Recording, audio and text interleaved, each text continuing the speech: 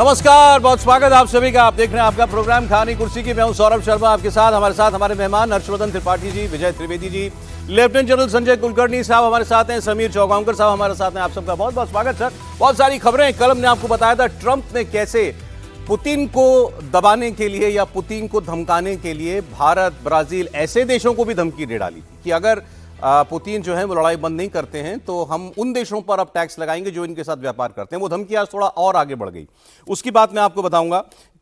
विदेश मंत्री जयशंकर चीन में हैं, उनकी राष्ट्रपति शी जिनपिंग से भी मुलाकात हुई थी। अब इस पर राहुल गांधी का एक बयान आया है। राहुल गांधी ने कहा ये सर्कस चला रहे हैं विदेश मंत्री, भारत की विदेश नीति पूरी तरीके से फेल कर दी है इन्होंने। इसकी बात भी करेंगे। इसके अलावा यूक्रेन रशिया की लड़ाई में ट्रंप का एक बयान का बहुत चर्चा हो रही है कि उन्होंने फोन पर यूक्रेन के राष्ट्रपति से यह पूछा कि क्या तुम मॉस्को पे बम मार सकते हो अगर मैं तुम्हें हथियार दूं तो। मतलब सीधी सीधी उन्होंने पुतिन को एक तरीके से मॉस्को बॉम्ब करने की धमकी दे डाली है। पॉलिटिक्स में बिहार से बहुत सारी खबरें हैं। बिहार के मुसलमान वोटरों पर डोरे डालने में प्रशांत किशोर भी आगे हो गए हैं। कहा एक मौका हमें भी तो दो। ओवैसी कह रहे हैं रील मत देखो, बीएलओ घर आएगा तो क्या बताओगे उसको। आधार कार्ड आप जानते हैं कि बिहार के 38 में से 37 जिलों में कितने प्रतिशत आबादी के ऊपर बन चुके हैं, इसका डेटा भी मैं आज आपको दूंगा। लेकिन सरकार के लिए एक मुश्किल की खबर यह कि उनके साथ ही टीडीपी ने भी अब स्पेशल इंटेंसिव डिवीजन की कार्रवाई इलेक्शन कमीशन की, इस पर सवाल खड़े कर दिए। और भी खबरें हैं, बंगाल से भी, महाराष्ट्र से भी। टेस्ला भारत में आ गई है, आज इसकी भी बात हम लोग करेंगे। लेकिन पहले शुरू करते हैं कि कैसे ट्रंप के बाद अब नेटो ने खुलकर भारत, चीन और ब्राजील पर 100% टैरिफ लगाने की धमकी दे डाली है। कल यह बात कही थी राष्ट्रपति ट्रंप ने। आज नेटो के महासचिव मार्क रूट ने कहा कि अगर चीन के राष्ट्रपति, भारत के प्रधानमंत्री या ब्राजील के राष्ट्रपति हैं अगर आप, तो आपको यह समझना होगा कि रूस के साथ व्यापार जारी रखने का आपको भी खामियाजा भुगतना पड़ेगा और आपको भारी नुकसान हो सकता है। रूट ने अमेरिकी सेनेटर से मुलाकात के बाद मीडिया से बात करते हुए कहा कि इन तीनों, नाम लेके बोला, इन तीनों देशों को रूस के राष्ट्रपति व्लादिमीर पुतिन पर दबाव डालना चाहिए, फोन करना चाहिए सीधे पुतिन को कि यह युद्ध बंद करो और जो डील ट्रंप कह रहा है वो ले लो, और पुतिन शांति वार्ता को गंभीरता से लें, ये उनको समझाएं। नेटो चीफ ने 3 देशों पर सेकेंडरी टैरिफ्स लगाने की धमकी दी जो कल ट्रंप ने दी थी। उन्होंने कहा कि अगर ये देश रूस से तेल और गैस खरीदना जारी रखते हैं तो इन देशों के ऊपर 100% सेकेंडरी प्रतिबंध लगाए जाएंगे। तो ये मामला अब और आगे बढ़ता हुआ जा रहा है। अब तो नाम लेके धमकी दी जा रही है जिसमें भारत शामिल है। तो मैं आपको वो ट्रंप का कल का वो बयान भी सुना देता हूं और आज नेटो चीफ ने इस पर क्या कहा, ये भी सुनिए। आज आप यहाँ इसलिए आए हैं क्योंकि आपको पता चला है हम रूस से बहुत नाखुश हैं। मैं भी नाखुश हूँ, लेकिन हम इस पर किसी और दिन बात करेंगे। और अगर 50 दिनों में कोई समझौता नहीं हुआ तो हम बहुत बड़े टैरिफ लगा देंगे, करीब 100% टैरिफ। आप इन्हें सेकेंडरी टैरिफ कहेंगे। आप जानते हैं इसका क्या मतलब है। First of all, that the US will now supply massively Ukraine with weapons out of the US, not just air defense, also missiles, also ammunition paid for by the Europeans. And secondly, that President Trump said, basically, if Russia is not serious about peace talks, within 50 days, he will slam secondary sanctions on countries like India, China and Brazil. So my encouragement to these 3 countries particularly is, if you live now in Beijing or in Delhi, or you are the president of Brazil, you might want to take a look into this, because this might hit you very hard. So please make the phone call to Vladimir Putin. अब Putin को कौन phone करेगा ये तो पता नहीं, लेकिन भारत तेल खरीदना बंद करेगा क्या रूस से? भारत ने इस लड़ाई के दौरान, जब बहुत लड़ाई शुरू हुई और उसके बाद अमेरिका तो सीधे तौर पर मदद कर ही रहा था, बड़ा दबाव था भारत के ऊपर, लेकिन तब भी भारत ने रूस से तेल खरीदना बंद नहीं किया, बल्कि यूरोप को जाकर के ये बताया कि हमसे ज्यादा तो तुम खरीदते हो तेल, और हम ना खरीदें तो ये सोचो तुमको तेल की कीमत कितनी अदा करनी पड़ेगी, क्योंकि पूरी दुनिया में तेल के दाम बढ़ जाएंगे। अब ये नई धमकी आ गई है। तो जरा पहले इसको समझते हैं। कल भी हमने बात की थी सर, जनरल साहब, कल ट्रंप ने बोला, आज नेटो चीफ ने इस बात को खुल करके कहा कि दिल्ली, ब्राजीलिया या बीजिंग में हो तो मॉस्को फोन घुमाओ। देखिए सौरभ, बात साफ है, और ये कि ट्रंप जो हैं पुतिन के अच्छे दोस्त हैं। पिछले 6 महीने से उन्होंने पुतिन को पूरी छूट दे रखी है और अब 50 दिन और छूट दे रहे हैं। आप समझ सकते हैं कि कितना दबाव वो, मकसद एक जो मुझे लगता है ट्रंप चाहते हैं कि किसी प्रकार रूस जो है चीन की तरफ ना जाए, और सेनेट के अंदर भी जबरदस्त दबाव आ रहा है ट्रंप के ऊपर कि आप मिडिल ईस्ट नहीं, आप ईरान नहीं, आप यूरोप नहीं, आप चीन को संभालें, और चीन ज़्यादा खतरनाक है, ये सब संभल जाएंगे। इसलिए मुझे लगता है कहीं ना कहीं जो पुतिन हैं उन्हें लग रहा है कि डोनेट्स्क, लुहांस्क का एरिया, जापोरिजिया का एरिया, खार्किव का एरिया, खेरसों का एरिया, ओडेसा, क्रीमिया, इसको लेकर के चुपचाप और थोड़ा बहुत उसके आगे बफर लेंगे, उसके बाद वो लड़ाई छोड़ देंगे। जो सोच रहे थे कि पूरा यूक्रेन लेंगे, नहीं ले पाएंगे, क्योंकि जिस प्रकार से पुतिन चल रहा है, तो तकरीबन 526 स्क्वायर किलोमीटर इलाका लिया है। पुतिन को 70 साल लगेंगे यूक्रेन के ऊपर कब्जा करने के लिए, तो पुतिन को भी अपनी ये मालूम है। लेकिन जो टैरिफ की बात हो रही है, जो बार बार रूट कह रहे हैं, रूट अपने डैडी को बोल रहे हैं, वो क्या बार बार कहते हैं कि हमारे डैडी इन्होंने ट्रंप को डैडी कहा था। बिल्कुल, तो वो उसकी उन्हीं की भाषा बोल रहे हैं, क्योंकि ट्रंप डायरेक्टली भारत को नहीं बोल पा रहे हैं, तो वो रूट के द्वारा। ये बताइए, ये धमकी गंभीर है या यूं ही हवा हवाई है? ये अगले 50 दिन में मुझे ऐसा लगता है कि अगले 3 हफ्ते के अंदर ही सीज फायर हो जाएगा, क्योंकि लिमिटेशंस हैं, इससे आगे पुतिन नहीं जा सकते, इससे आगे यूक्रेन 3 हफ्ते में पुतिन लड़ाई रोक देंगे आपको लगता है? बिल्कुल उनको रोकनी पड़ेगी, इसलिए नहीं कि क्योंकि यूरोपियन यूनियन में भी और नाटो के देश, अगर अमेरिका उसमें नहीं है तो बाकी 31 देश जो हैं वो बहुत कमज़ोर हैं आज की तारीख में, चाहे वो जर्मनी है, चाहे फ्रांस है, चाहे यूके है, किसी में काबिलियत नहीं है रूस के साथ लड़ने के लिए।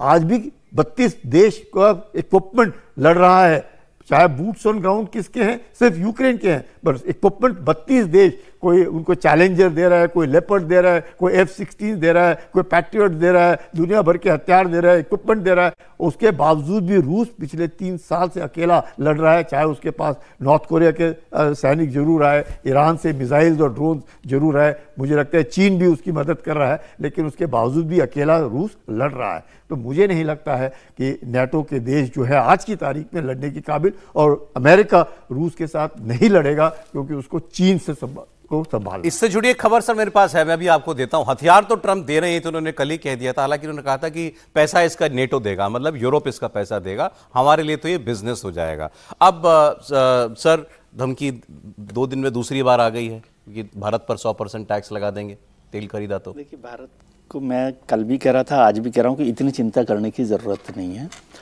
वो उनकी धमकियाँ, फिर उसको कैसे बढ़ाना है, कैसे आगे नहीं बढ़ाना है। अभी सर ने भी बात कही कि उनके जो सारा फोकस है चाइना को लेकर है, कि चाइना पर कैसे काम करना चाहिए, कैसे कंट्रोल करना चाहिए। और इस बात को भी कल शायद हमने चर्चा की थी कि पुतिन को 50 दिन देने का मतलब 50 दिन की और मोहलत दे देने का काम है। मतलब कोई वो धमकी के तौर पे मत समझिए, दोस्ती के तौर पे समझिए कि ठीक है, एक चलिए आप इसमें 50 दिन और मिले आपको, उसमें काम कीजिए। और पुतिन को भी चाहिए कि कुछ ना कुछ रास्ता निकाल के यहाँ पर अब सीज फायर पर आए, युद्ध विराम पर आए। नेटो के देश और जो पूरा यूरोप जो है जिस तरह से खड़ा हुआ है, चाइना के साथ वो किस तरह से कर सकता है। मैं अब भी समझता हूँ कि मतलब अमेरिका सबसे बड़ा देश है, ताकतवर देश है दुनिया के, लेकिन भारत को भी इतना कमजोर आप मत समझिए। बात कमजोर की नहीं है, मतलब ये कि भाई क्या वो यूनिलैटरल ये फैसला ट्रंप कर सकते हैं? नहीं, यूनिलैटरल फैसला वो तब तक कर सकते हैं जब तक हम माने नहीं। मानेंगे जब देखी जाएगी ना कि क्या फैसला हो रहा है, क्या नहीं हो रहा। मुझे नहीं लगता कि भारत जो है ट्रंप के इस तरह के दबाव में अब आने वाला है। पहले भी कभी नहीं आया। आप वो सीज फायर के 15 बार में सीज फायर में मान लिया था क्या आपने? उनकी बात को मान लिया?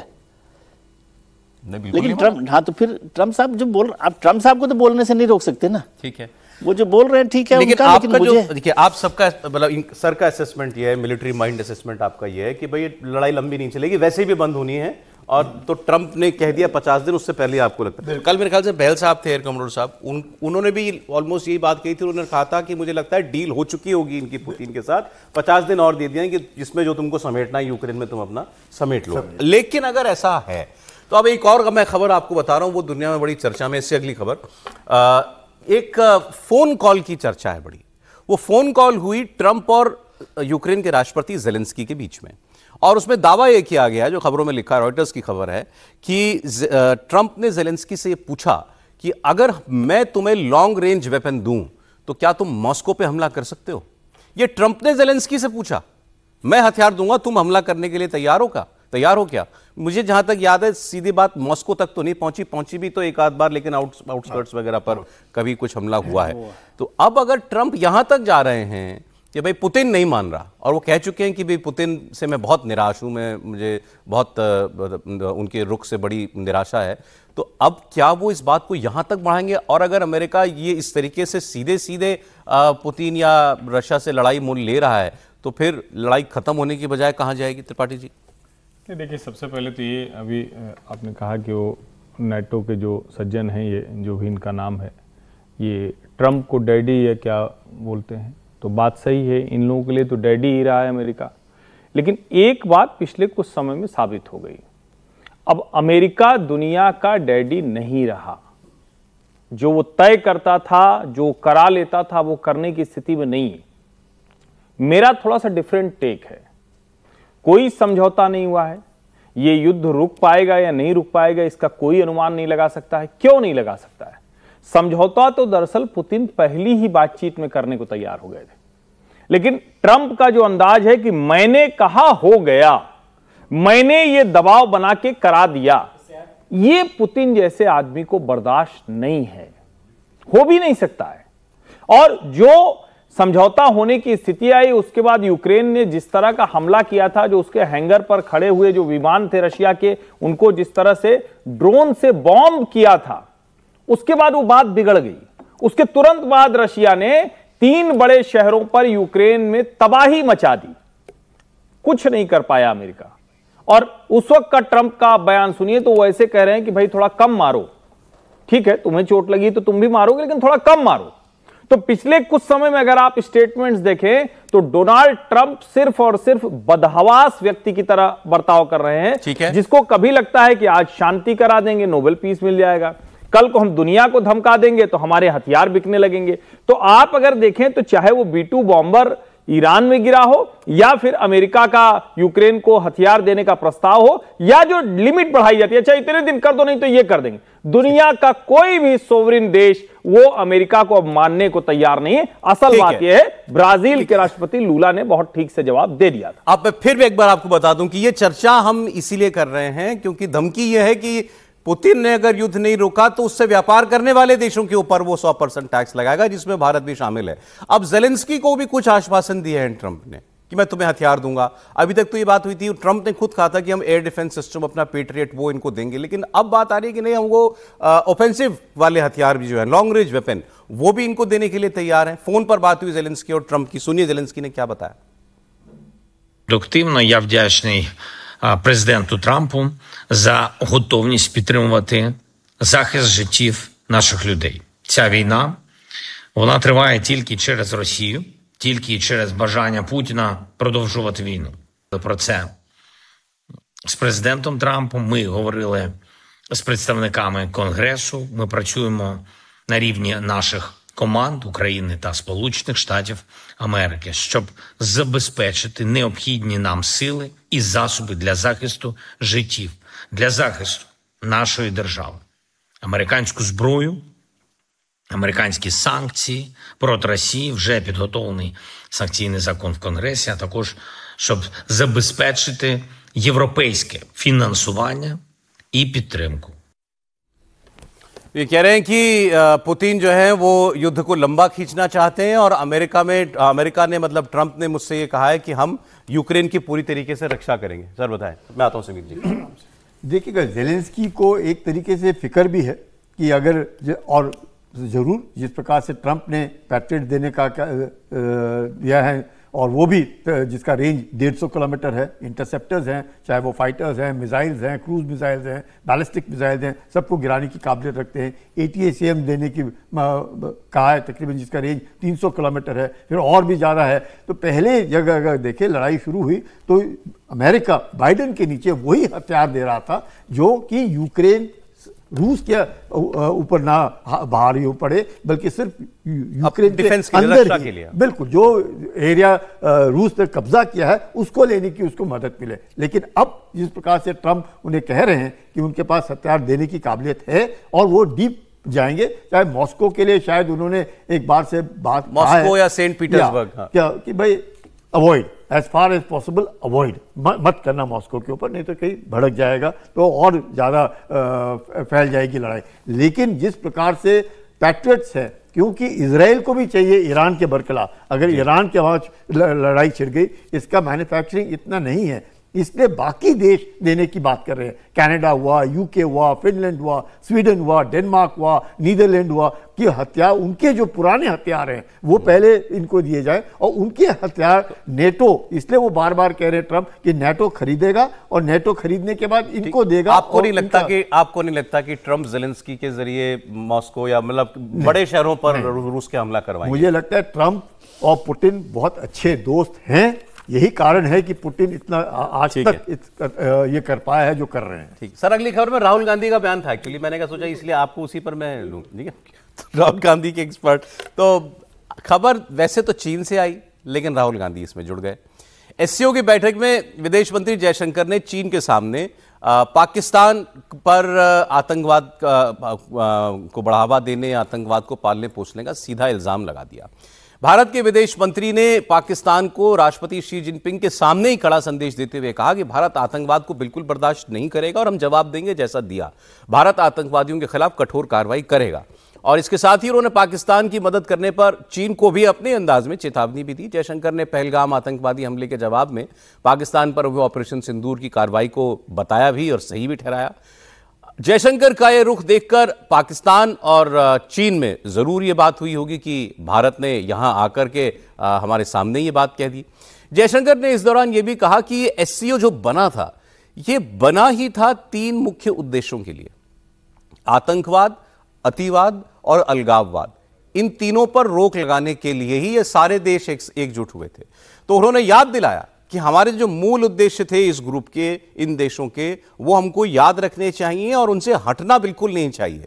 तो वो एक किस्म से बाकी देशों को और खासकर चीन को ये कह रहे थे कि भाई अब तुम तो इस ग्रुप का लीडर तो चीन को माना ही जाता है कि भाई आप इन उद्देश्यों को याद कीजिए जिसके लिए ये जो है गुट जो है ये बनाया गया था। अब इसमें राहुल गांधी कहां आते हैं वो मैं आपको बताता हूं।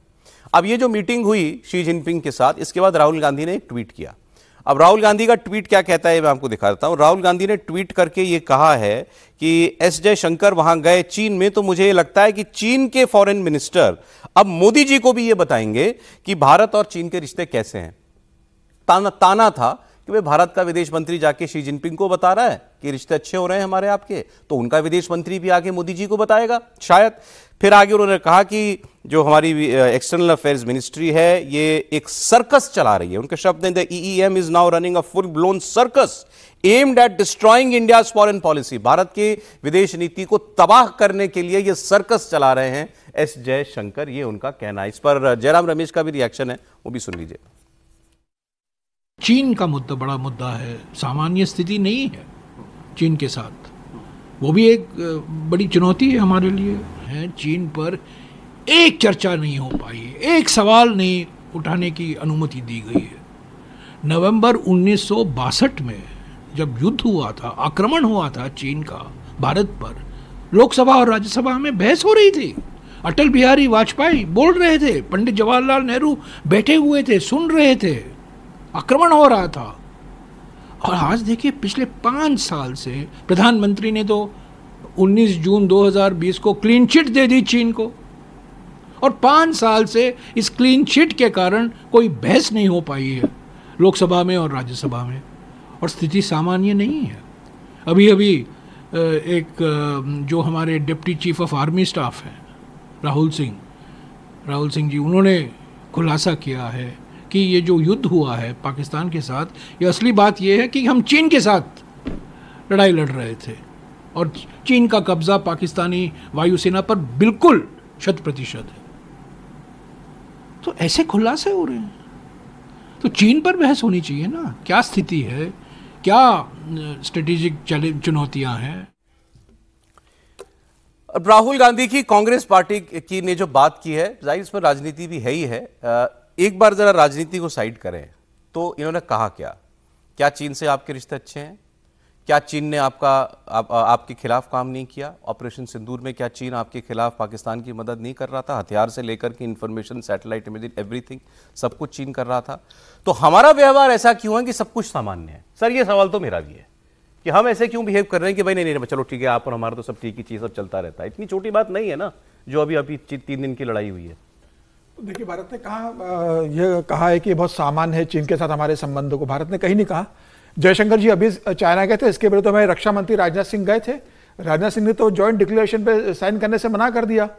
अगर सामान्य होता तो रक्षा मंत्री उस पर सिग्नेचर करके आते। उन्होंने बोल दिया कि इसमें आतंकवाद का, पहलगाम का जिक्र नहीं, हम इसमें हस्ताक्षर नहीं करेंगे। भारत ने उनके घर में जाके वहां पर अपनी आपत्ति दर्ज कराई, रक्षा मंत्री बिना हस्ताक्षर के लौट कर आए। जयशंकर गए, जयशंकर ने बहुत खुलेआम इस बात का जिक्र किया कि भाई किस तरीके से हो रहा है। इसके पहले ब्रिक्स में प्रधानमंत्री मोदी गए थे, प्रधानमंत्री मोदी ने बहुत क्लियर कट चाइना को संदेश दिया है ब्रिक्स के अंदर कि किस तरीके से पाकिस्तान को मदद की जा रही थी या विदेशी ताकतें किस तरीके से हस्तक्षेप करने की कोशिश कर रही है। तो समय समय पर विदेश नीति और देश के प्रधानमंत्री ने बहुत स्पष्ट शब्दों में, वो चाइना हो, पाकिस्तान हो या कोई दूसरे देश हो जो भारत के मामले को लेकर विपक्षी देशों को, विरोधी देशों को सपोर्ट करते हैं, उसको आईना दिखाने का काम किया है। अब राहुल गांधी के बारे में क्या कहे? राहुल गांधी को तो कल ही बेल मिली है ना, जब सेना के बारे में उन्होंने जिक्र कर दिया था कि सेना की पिटाई हुई थी, जब सेना ने बताया कि हमारा अपमान है, कल ही बेल पे छूटे हैं। और राहुल गांधी को अगर इतना है तो कम से कम अपने सांसदों से बात कर लें। उन्हीं की तो केरल के सांसद शशि थरूर गए थे ना सर्वदलीय सांसदों का डेलीगेशन में, वो तो तारीफ कर कर आए।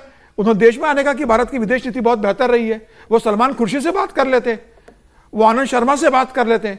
हालांकि ठीक है कि सर्वदलीय बैठक सोनिया गांधी ने कल बुलाई थी, उसमें शशि थरूर नहीं आए, लेकिन मुझे लगता है कि राहुल गांधी को शशि थरूर से पूछना चाहिए था कि भाई जब आप तारीफ कर रहे हैं तो उसके पीछे क्या कारण है, तो उनके अपने ही सांसद बता देंगे। तो मोदी जी को जाना चाहिए, हमने कल भी बात की थी, एससीओ समिट पे जाना चाहिए, चीन में होगा। देखिए अगले महीने है शायद, बिल्कुल जाएंगे प्रधानमंत्री मोदी।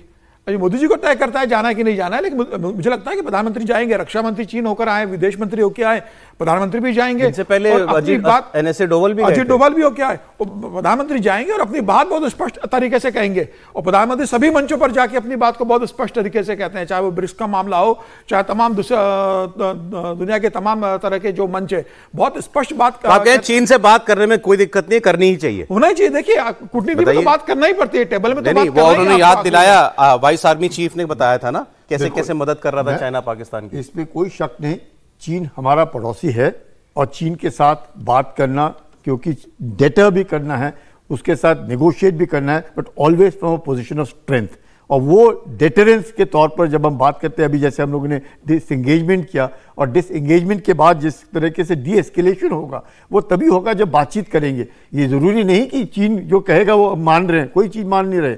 हम बिल्कुल आंख में आंख डाल करके बात करते हैं, जो भी है, चाहे वो LAC के ऊपर है, कोई दिक्कत नहीं आती है। लेकिन एक पड़ोसी होने के नाते, और ख़ासकर ऐसा पड़ोसी जिसका पाकिस्तान एक स्टूज बन के बैठा है, अब वो बांग्लादेश को साथ में लेके कोशिश कर रहा है, म्यांमार में चीन अब घुस गया है। तो ऐसे हालात देखते हुए बहुत ज़रूरी है कि हम लोगों ने अपने आप को यकीनन सिक्योर रखना है, लेकिन बातचीत करते रहना चाहिए। ये नहीं है कि बातचीत बंद होनी चाहिए, बातचीत बंद होगी तो दिक्कत होगी, बातचीत होनी चाहिए। राहुल जी कह रहे हैं सर्कस चला रहे हैं जयशंकर जी। देखिए, मैं हमेशा कहता हूँ, और जाहिर है कि उस पर कांग्रेस वाले लोग बहुत नाराज हो जाते हैं, गुस्से में आ जाते हैं। नेता प्रतिपक्ष इतना स्तरहीन कभी देश में नहीं रहा। आप भारत के विदेश मंत्री की यात्रा को सर्कस बता रहे हैं, विदेश नीति को आप इस तरह से सर्कस बता रहे हैं। किसका लाभ कर रहे हैं? इससे लाभ होगा चीन का। अब चीन में तो कोई डेमोक्रेसी तो है नहीं, डिक्टेटरशिप है। वो लोग जिस तरह से पलक पावड़े बिछाकर भारत के साथ रिश्ते सुधारने की बात कर रहे हैं, उस पर कोई वहां का विपक्ष तो कहने वाला नहीं। चीन का पूरा विदेश मंत्रालय पिछले 6 महीने से इस एक्सरसाइज पर लगा हुआ है कि कैसे भारत के साथ रिश्ते बेहतर हों और शी जिनपिंग और नरेंद्र मोदी की एक मुलाकात कराई जा सके। कैसे हम, जितना डिसएंगेजमेंट एक इशू है, हर मुद्दे पर कैसे हम भारत के साथ रिश्ते बेहतर कर पाए। और पाकिस्तान को हथियार देके नहीं, ये दूसरा मसला है, इसको हमेशा आप समझिए।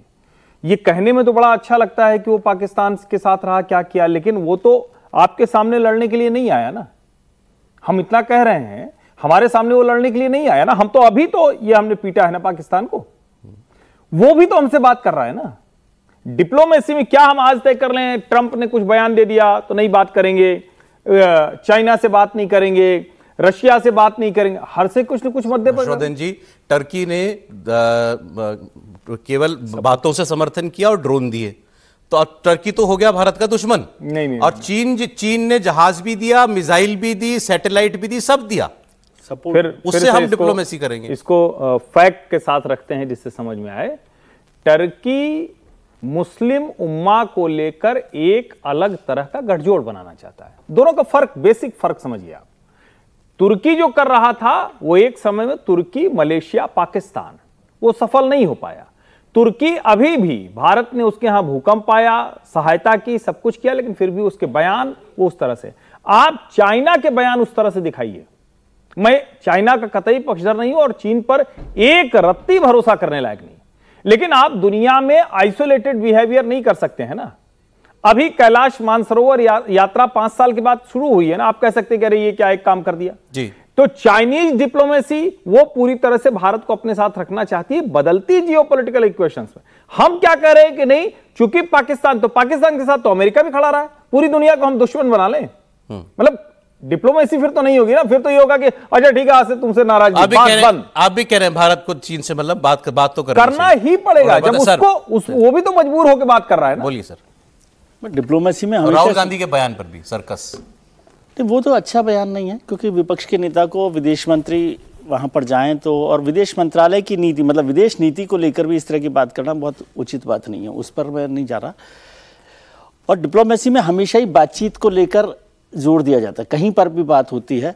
एक तो कहा जाता है डिप्लोमेसी में कि जब बातचीत बंद हो जाती है तो युद्ध होते हैं, और युद्ध को बंद करने के लिए बातचीत होती है। ये तो कुलकर्णी साहब अच्छे से जानते होंगे कि इस बात को, यही एक रास्ता है हमारे यहाँ पर, मतलब दुनिया भर में, हमारे यहाँ पर नहीं। लेकिन और विदेश नीति में ये भी होता है कि कब कौन से मौसम में किससे क्या बिहेव करना है, इसको आप बिल्कुल वो कहना चाहिए कि कंटिन्यूटी भी होनी चाहिए।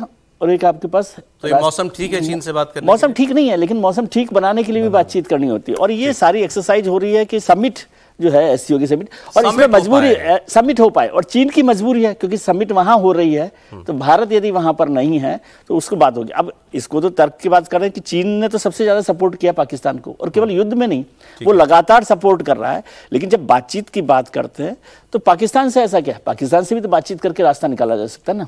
आप चाहते हैं पाकिस्तान से ही बात हो? मैं चाहता नहीं हूं, मैं तो आपको कह रहा हूं कि ये विदेश नीति पर आप, और मैं पाकिस्तान को लेकर तो हमेशा कहता हूं कि हमारी इनकंसिस्टेंट फॉरेन पॉलिसी है। कि किसी दिन हम कहते हैं कि नहीं बातचीत करेंगे, टेबल पर बैठेंगे, लाहौर जाएंगे, गले मिलेंगे, शेर पढ़ेंगे, मुझे 20 मिनट और लग जाएंगे ये तो डिस्कस करने में। फिर आपने ऐसा ये मधुमक्खी का छत्ता छेड़ा है कि पाकिस्तान से बात होनी चाहिए कि नहीं होनी चाहिए। मैं कंसिस्टेंसी की बात कर रहा हूं। और फिर आप मैच भी खेल रहे हैं, युद्ध भी कर रहे हैं, मैच भी खेल रहे हैं।